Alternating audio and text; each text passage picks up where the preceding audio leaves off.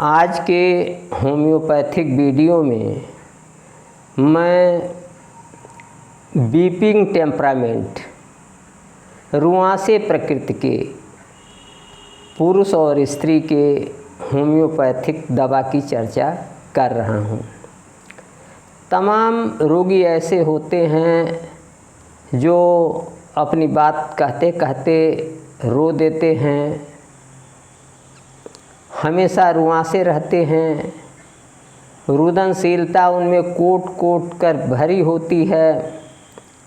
वे beeping temperament के होते हैं, छड़ छड़ में रोना धोना। तो ऐसे रोगियों के लिए होम्योपैथी में मुख्य रूप से कौन कौन सी दवाएं हैं और उन दवाओं को आप कैसे पहचानेंगे कि आपका रोगी किस दवा का रोगी है, किस दवा से उसका रोग ठीक होगा। तो यहाँ मुख्य बात यह है कि होम्योपैथी में बीपिंग टेम्परामेंट के लिए मुख्य रूप से 3 औषधियाँ हैं। पहली है इग्नेशिया, दूसरा है नेट्रमूर और तीसरा है पल्सेटिला। जब कोई भी रोगी जो बीपिंग टेम्परामेंट का हो, बात बात में रोता हो, तो ऐसे रोगी को आप देखेंगे और उसके लक्षणों को नोट करेंगे। अगर आपका रोगी मूडी है, यानी उसका मिजाज बहुत ही परिवर्तनशील है, अभी रोना, थोड़ी देर में क्षण भर में हंसना, मत बदलने वाला है, और ऐसा रोगी रोता तो है लेकिन दुख को अपने मन में दबाए रखना चाहता है और अकेले रहना चाहता है। अकेले रह के वह आहें भरता रहता है, अपने मन को, अपनी व्यथा को किसी से कहता नहीं है, अपनी मन में ही दबाए रहता है। तो ऐसे रोगी की दवा इग्नेशिया एमारा होगी। इसी तरीके से अगर रोगी अपने मन की व्यथा को लोगों से शेयर करता है और शेयर करने के बाद उसे थोड़ा शांति महसूस होता है, शेयर करने में उसका दुख थोड़ा सा घट जाता है और रोगी देखने में हिष्ट पुष्ट है, तो ऐसे रोगी की दवा पल्सेटिला होगी, पल्सेटिला नाइग्रिकन्स। इसके अतिरिक्त जहाँ तक इग्नेशिया और पल्सेटिला के रोगी का सवाल है, इग्नेशिया का रोगी वो चिली टेम्परामेंट का होगा, अर्थात ऐसे रोगी को खाने में जो है वो गर्म चीज़ पसंद होगी, गर्म कमरे में रहना पसंद होगा, खाना जो है वो गर्म खाना पसंद होगा, गर्म पानी पीना पसंद होगा, गर्म वातावरण पसंद होगा। जबकि इसके उलट अगर पल्सेटिला का रोगी होगा तो वो ठंड ही ठंड चाहेगा, ठंडा भोजन करेगा, ठंडा पानी पिएगा, ठंडे वातावरण, ठंडे कमरे में रहना पसंद करेगा। तो इस तरीके से इग्नेशिया और पल्सेटिला के रोगियों को आप एक दूसरे से अलग कर सकते हैं।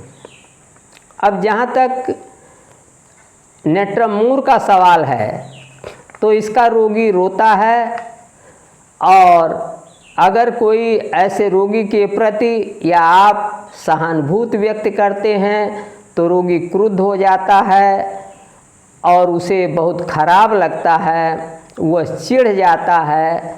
तो अगर आपका रोगी ऐसा है, वह चिढ़ जाता है, सहानुभूति प्रदर्शित करने पर सहानुभूति व्यक्त करने वाले के प्रति चिढ़ जाता है, तो ऐसे रोगी की दवा बीपिंग टेम्परामेंट के लिए नेट्रमूर होगी। साथ ही साथ अगर नेट्रमूर का रोगी है तो उसे वह थ्रस्टी होगा, वह पानी खूब पीता होगा। साथ ही साथ नेट्रमूर का अगर रोगी है तो ऐसा भी हो सकता है कि वो नमक बहुत कम मात्रा में खाता हो या अधिक खाता हो। तो इस तरीके से अगर आपका रोगी सहानुभूति व्यक्त करने से, कंसोलेशन से क्रुद्ध हो जाता है, एंग्री हो जाता है और उसे वह थ्रस्टी है, पानी बहुत पीता है, तो ऐसे रोगी की दवा नेट्रम मूर होगी। इस तरीके से ये जो रुदनशीलता है, अगर किसी भी रोग में यह प्रमुखता से मौजूद है तो निश्चित रूप से ऐसे रोगी की दवा जो है ये नेट्रम मूर, इग्निसिया और पल्सेटिना में से कोई एक होगी।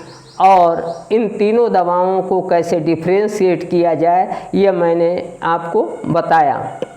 तो इस तरीके से आप बड़े आसानी से पहचान सकते हैं कि आपका रोगी इग्निसिया का रोगी है अथवा नेट्रम मूर का रोगी है अथवा पल्सेटिना का रोगी है। और इन तीनों के लक्षणों को जानने के बाद आप आसानी से पहचान सकते हैं कि आपके रोगी की दवा इग्निसिया है, नेट्रम मूर है अथवा पल्सेटिना है। जहाँ तक इग्निसिया का सवाल है तो ये 200 शक्ति में बहुत ही उपयोगी है। इसी तरीके से नेट्रम मूर है, यह भी जो है हाई पावर में ये 1000 शक्ति या 200 शक्ति में काफ़ी अच्छा कार्य करती है। और इसी तरीके से पल्सेटिना का जहाँ तक सवाल है, पल्सेटिना को आप 30 शक्ति में, 30 शक्ति में अथवा 1000 शक्ति में अथवा 200 शक्ति में पूरी सफलता के साथ उपयोग कर सकते हैं। मैं अपने यूट्यूब चैनल पर अल्टरनेट क्रम में होम्योपैथिक और इलेक्ट्रो होम्योपैथिक वीडियो डालता हूं जो बहुत ही ज्ञानवर्धक हैं और विशेष रूप से होम्योपैथिक, इलेक्ट्रो होम्योपैथिक विद्यार्थियों और चिकित्सकों के लिए बहुत ही लाभदायक हैं। और यदि आपने अभी तक मेरा यूट्यूब चैनल डॉक्टर प्रेम नारायण सब्सक्राइब नहीं किया है तो आज ही सब्सक्राइब कर लें। आज के वीडियो में इतना ही, अगले वीडियो में फिर मिलेंगे। नमस्कार, मैं डॉक्टर प्रेम नारायण।